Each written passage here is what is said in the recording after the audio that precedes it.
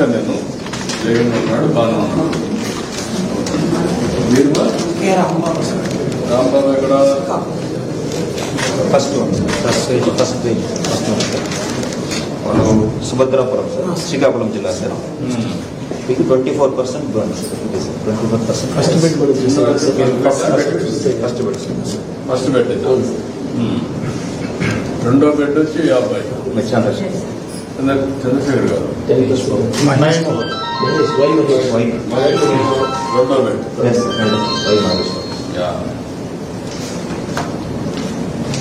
అదే చాలా వరకు ఇది ఉంది.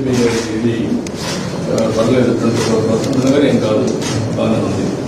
రికవర్ అవుతున్నారు. ఒక కొద్దిగా బ్లాస్ట్ లో వచ్చినటువంటి ఈ పెంకులు వస్తాయి కదా, అవి అక్కడక్కడ ఇదైనాయి. దాన్ని తీసేసి ప్లాస్టిక్ సర్జరీ చేస్తారు. నార్మల్ వచ్చేస్తుంది. మీరమ్మా జగదీశ్వరరావు థర్డ్ ఎల్కోట్ అమ్మా. బాగానే ఉన్నాడమ్మా. 10% బాగున్నాడు. చూసాను 10% హై ఇంజరీ ఉంది. మాట్లాడాడు. ఇది ఎస్కోట కదమ్మా,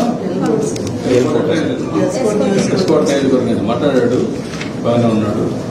ఆయనే చెప్పాడు, రాజవాకలో ఉన్నాను నేను, కాపురం అనేది ఎస్కోట్ నాదని చెప్పాడు. ధైర్యంగా ఉన్నాడు. మీరమ్మా నారాయణ ఇది 6. మనం చూసిన ఏ పెట్టది నారాయణరావు లాస్ట్ చూసారు.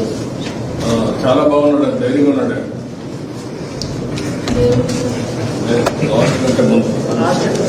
లాస్ట్ కంటే ముందు అదే లాస్ట్ అబ్బాయి అన్మ్యారీడ్ హోమ్ ఫ్యాక్టరీ.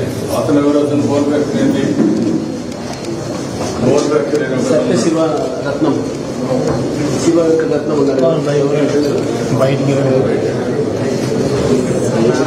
నారాయణరావు బాగానే ఉన్నాడు.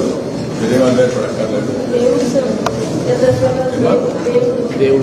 దేవుడమ్మా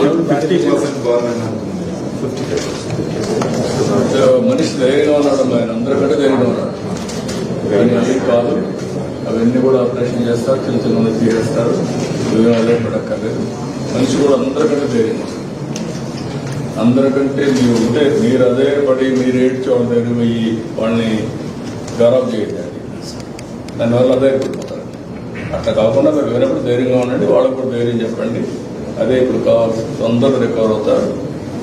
బాగా సీరియస్గా ఇంజనీరింగ్ అందరికీ 50 లక్షలు ఆర్థిక సహాయం చేస్తాం. మామూలుగా దెబ్బతిన 25 లక్షలు ఇస్తాం. వీళ్ళందరికీ 50 లక్షలు డబ్బులు ఇస్తాం. మీరు ధైర్యంగా ఉండండి. మీరేమో అధైర్యపడదు. అంతా ట్రీట్మెంట్ ఎంతైనా ఖర్చు పెడతాం. నేను అందుకే వచ్చాను, నిన్నటి నుంచి మానిటర్ చేస్తున్నాను. జరగకూడదు, జరిగింది, అది మన చేతలో లేదు. కానీ ఇప్పుడు ఏం చేయాలో నేను చేసి చూపిస్తాను. సరేనా? 57% ఉందమ్మా. కానీ అందరికంటే అతను ధైర్యంగా ఉన్నాడు. చూశాను, ఇంజనీర్ కదైనా ధైర్యంగా ఉన్నాడు. నేను మాట్లాడాను. మీరేమదే అందరికీ సార్ కౌన్సిలింగ్ కూడా ఇప్పించమన్నారు. అందరికీ కౌన్సిలింగ్ కూడా చేస్తాం. బయట వాళ్ళు కూడా చెప్పి వాళ్ళ ధైర్యం ట్రీట్మెంటే కాకుండా ధైర్యం కూడా చెప్పాలి.